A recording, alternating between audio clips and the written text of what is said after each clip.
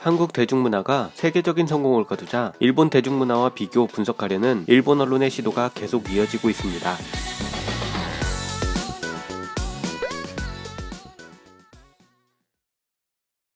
킹덤 시리즈를 시작으로 기생충, 스위트홈, 오징어 게임, 지옥 등 한국의 드라마나 영화가 계속해서 세계적인 대성공을 거두자 일본에서는 일본의 상황과 비교하며 한국의 성공 요인을 분석하려는 시도가 연일 이어지고 있습니다. 최근에는 일본에서 독설로 유명한 마에다 유이치라는 영화평론가가 왜 일본 영화는 한국 영화에 이길 수 없는가? 라는 제목의 칼럼을 통해 세계 대중문화계의 존재감에서 한국과 일본의 격차는 계속 벌어지고 있다. 일본인으로서 분한 것은 화제의 중심이 되는 것이 한국 작품뿐이라는 점이다 라고 밝혀 눈길을 끌고 있네요. 직설적으로 표현한 칼럼에 대해 일본인들은 과연 어떤 반응을 보이고 있을까요? 칼럼의 내용과 칼럼에 달린 댓글 반응을 차례로 전해드립니다. 먼저 칼럼의 내용입니다. 마에다 유이치, 왜 일본 영화는 한국 영화에 이길 수 없는가? 넷플릭스가 대중문화계의 화제를 촉망하는 상황이 이어지고 있다. 특히 한국 드라마 오징어 게임의 수익이 1000억엔을 넘어섰다는 뉴스는 영화인들에겐 충격일 것이다. 이들은 연간 2조엔이 넘는 콘텐츠 제작비를 무기로 잇따라 화제작을 발표하고 있다. 다만 영화든 전송이든 일본인으로서 분한 것은 화제의 중심이 되는 것이 최근에는 한국 작품뿐이라는 점이다. 기생충 반지하 가족이 칸 영화제와 미국 아카데미에서 최고상을 수상한 이후 세계 대중문화계의 존재감에서 한국과 일본의 격차는 계속 벌어지고 있다. 최근에는 세계는커녕 일본 국내 넷플릭스 시청 랭킹에서도 베스트 10의 상위권과 과반을 한국 작품이 차지하고 있는 상황이다.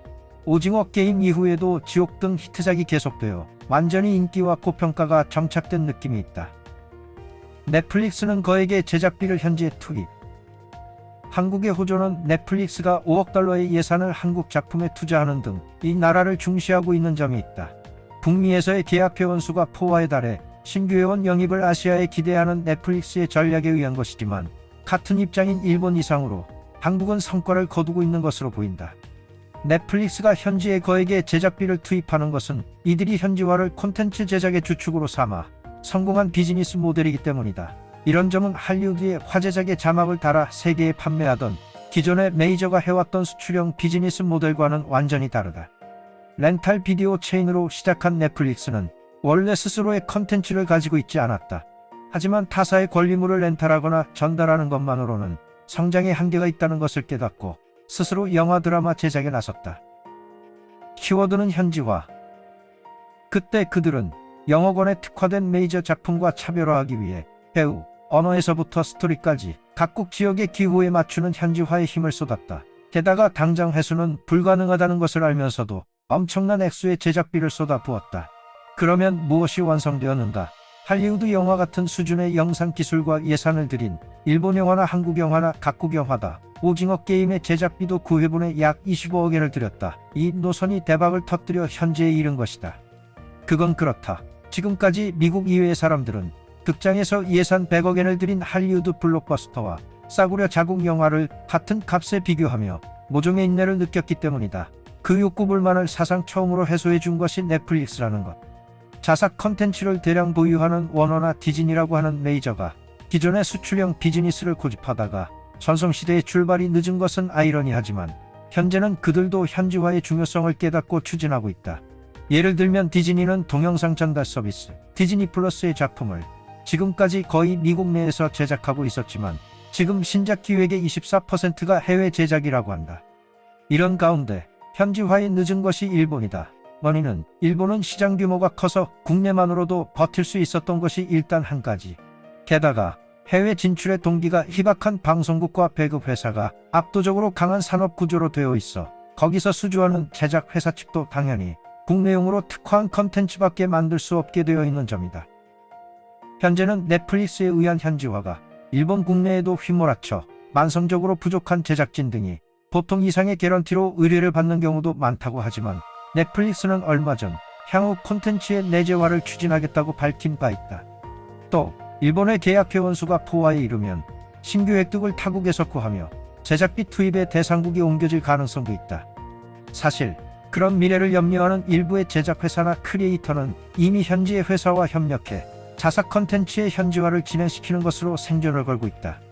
지금은 독주하는 넷플릭스가 석권하고 있는 영상업계이지만 다양화야말로 번영이라고 믿는 일본 크리에이터의 활약과 세계적인 히트작의 탄생을 기대한다. 칼럼에 달린 댓글 반응입니다. 이건 개인적인 이미지입니다만 이미 20년 이상 전부터 일본에서는 뛰어난 재능을 가진 사람은 영화업계에 가지 않고 코믹스와 애니메이션, 게임업계로 나아가버리는 것은 아닐까라고 생각합니다. 일본 국내에서만 지명도 있는 아이돌을 쓰거나 책 읽기 개그맨을 사용하는 일본 영화는 솔직히 보류라도 볼 기분이 나지 않는다. 제작진도 팬을 위해 안정적인 관객을 겨냥하고 있기 때문에 의도된 것일지 모르지만 저런 수준의 영화를 할리우드 영화보다 낫다고 말하는 사람들은 어디가 좋은지 설명해 주길. 물론 볼만한 일본 영화는 있다. 근데 그거마저 해마다 줄어들고 있다. 마지막에는 애니메이션 실사판 같은 걸 할 거고 그런 건 창피해서 못 보겠다는 것이 나뿐일까? 일본에서 히트하는 영화와 세계는 달라. 일본 영화는 일본에서 성공하도록 만들어져 있다. 일본에서는 왕도인 히어로보다 악역을 주인공으로 하는 쪽이 잘 팔리거나 오징어 게임처럼 단순한 승부보다 시청자를 속이는 속임수 쪽이 더 잘 팔린다. 일본 컨텐츠의 파괴와 재구축이 시급하다고 하면 듣기 좋게 들릴지도 모르겠지만 일본인이 봐도 재미없는 것이 세계에서 받아들여질 리가 없다는 것은 명백하다. 돈이나 협력에 속박이 있는 가운데 제작하는 것이 음악, 영상의 묘미인 거다. 인도 영화나 이탈리아 영화와는 경쟁하지 않는데 왜 한국 영화는 경쟁하는 전제인거? 영화는 만드는 사람의 심경이 제각기 다르니까 국가 대 국가의 경쟁이 될 만한 갈등을 부추기는 것은 좋지 않다고 생각한다. 특히 사이가 안 좋은 나라라면 필요 이상의 반감을 느끼게 되겠지. 게다가 애니메이션 영화라면 세계적으로 뒤지지 않아. 애니메이션 영화는 영화로 인정하지 않는 거? 한국 영화는 일본밖에 우열을 비교하지 않아 이상해.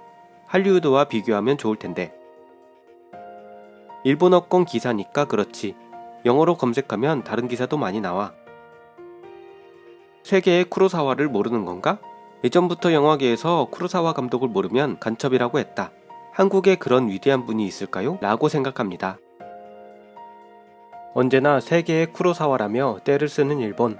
일본에는 쿠로사와가 있다. 가 언제까지 통할까? 영화뿐만이 아니죠. K-POP 팬들은 바로 일본 아이돌을 바보 취급하는. 그러니까 한국을 억지로 밀지 말라는 거죠. 일본인은 경쟁하지 않고 관심도 없는데 왠지 멋대로 비교당하고 있어서 웃김. 오징어 게임은 일본에서도 극찬하는 TV나 연예인이 보이는데 일본에서 만들었다면 비평가나 인권파 단체가 방영 중지해라 라며 떠들어댔겠지? 배틀로얄을 일본이 만들었을 때는 야만적이다 라는 비난이 장난 아니었지. 그렇게 떠들던 사람들은 지금 뭐하냐? 일본 작품에 대해서만 떠드는 거야? 에? 오징어 게임을 민영방송국에서 당당하게 방송했었냐? 인터넷 프로그램과 지상파의 구별도 못하는 할아버지야? 세계에서 일본은 특수하다고 알려져 있죠. 영어를 못하는 데다가 언론도 보도하지 않기 때문에 세계의 정보를 얻을 수 없고 흥미도 없다. 경제 규모가 나름대로 커서 독자적인 생태계가 성립되어 있었다. 소위 말하는 갈라파고스였기 때문이죠. 세계에서는 이길 수 없지만 그래도 국내의 경제 규모가 커서 그럭저럭 해왔는데 인구 감소로 인해 성립되지 않게 되자 어쩔 수 없이 세계로 나아가려고 하지만 거기서 이상함이 두드러지는 거죠. 영화의 평가 기준은 결국 재미가 있느냐 없느냐니까. 단순히 재미의 차이가 있다는 거겠지. 나는 별로 한국바도 아니지만 영화는 역시 재미있는 것 같고 반대로 일본 영화에서 보고 싶게 만드는 것은 정말 적다. 물론 장르에 따른 취향의 문제는 있다고 해도 말이지. 홈 드라마나 코미디를 좋아한다면 일본 영화도 나쁘지 않다고 생각하지만 액션이나 서스펜스는 조금 차이가 나는 느낌이 있다. 왜 일본이 한국에 대중문화에 지고 있는가를 다룬 기사에서는 꼭 예산이 다르다, 일부는 국내용으로 만들고 있다 라고 하는 의견이 보이는데 그것은 극히 일부라고 생각한다. 왜냐하면 넷플릭스가 돈을 낸 일본 작품도 재미없고 일본인에게만 받는다고 해도 순 일본인인 본인이 봤을 때 영국, 미국, 한국의 대중문화가 안정적으로 몇 배나 재미있다. 순전히 각본, 연출, 배우의 힘이 부족하다. 그것뿐. 최근에 일본은 좋은 나이지만 생김새는 어린아이 같아서 나이값을 못하는 배우가 많은 것 같아. 30, 40대에는 전혀 관록이 없고 직전의 일본 침물처럼 긴장감 없는 끔찍한 작품이 되고 만다. 게다가 연기가 과장되어 너무 연극 같아서 해외에서 보면 우스워 보이는 거겠지. 그리고 애니메이션, 만화 원작이 실사화. 이것은 캐릭터나 의상을 원작에 의지하게 되니 싼 티가 나거나 비현실적이거나 어떤 시기든 장벽이 높아진다. 정말 한국의 완패입니다. 열심히 해주길. 영화의 좋고 나쁨이 꼭 예산 규모로 판가름 나는 것은 아니지만 예산이 있어야 퀄리티가 올라갈 수 있는 부분은 절대 있다. 세트나 의상 제작, 특수 효과는 예산에 비례한다고 해도 좋다. 거기에 예산을 들일 수 없으니까 일본 영화는 아무래도 작품의 폭이 좁아진다. 특정 장르에 있어서는 세계 수준이라고 생각하지만 예를 들어 SF적인 작품이 되면 그 순간 약해진다. 지금 넷플릭스에서 고유의 바다를 보고 있는데 무대가 되는 달기지 세트는 할리우드 수준의 완성품이다. 등장하는 소품들도 리얼리티가 있다. 한편 큐브의 일본 리메이크판은 확실히 세트라는 것을 알 수 있는 고주였다. 또 배우의 연기력은 결코 낮지 않은데도 촬영이 영화 촬영 방식이 되지 않는 탓에 촌스러워 보일 수 있다. 그 때문에 배우가 비판받는 것은 좀 불쌍하다고 생각해. 최근 한국의 대중문화가 세계 트렌드의 중심에 서 있는 일이 많아지고 발전한 한국 사회에 대한 노출이 늘어나면서 해외 영화에서 한국에 대한 표현이 점점 달라지고 있습니다.